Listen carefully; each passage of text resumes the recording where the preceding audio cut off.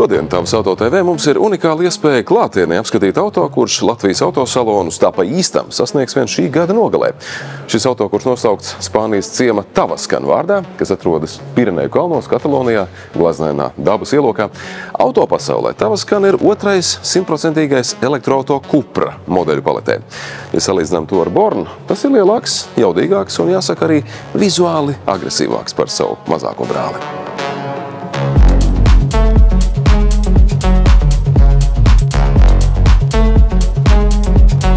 Mums ir ekskluzīva iespēja apskatīt un aptaustīt šo auto jau tagad šeit, uz vietas, un arī auto izstādē, kas būs no 19. līdz 21. aprīlim Ķīpsalā.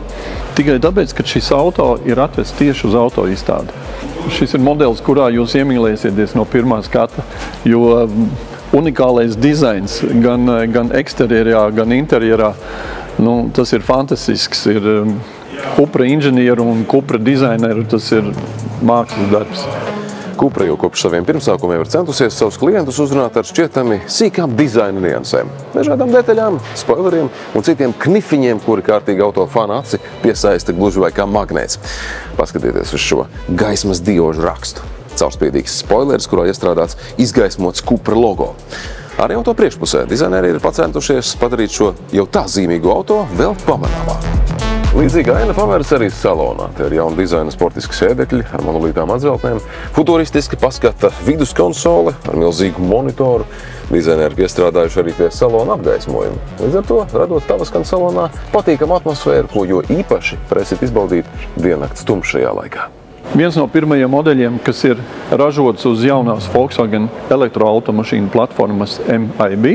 Jaunā platforma un jaunie elektromotori dod jums lielāku jaudu un arī lielāku nobraukumu. Tā kā viņi ir daudz efektīvāki nekā iepriekšējās paudzes elektromotori. Runājot par tehniku, Tavaskan būs pieejams gan ar klasisko, gan visu riteņu piedziņu. Jauda, attiecīgi 286 vai 340 zirgspēku.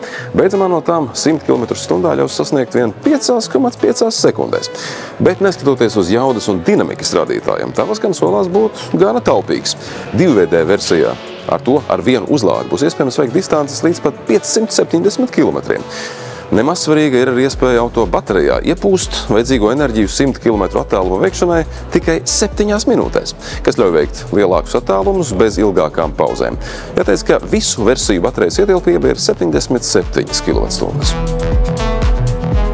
Pirmo informāciju par cenām mēs gaidām māja mēnesī, un pirmās automašīnas pie mums ieradīsies augusta beigās vai septembra sākumā. Autobūvē negadās bieži, kad dizaineru sapņi un vīzijas kļūst par īstenību. Tomēr tā šoreiz ir noticis. Un domāju, ka šis ir viens no tiem auto, ar kuru vispirms gribas izbraukt. Un tikai pēc tam lasīt bukletus ar tehniskajām specifikācijām. Tik tālu Tavas Auto TV par jauno Cupra Tavaskan. Un tiekamies jau drīz atkal.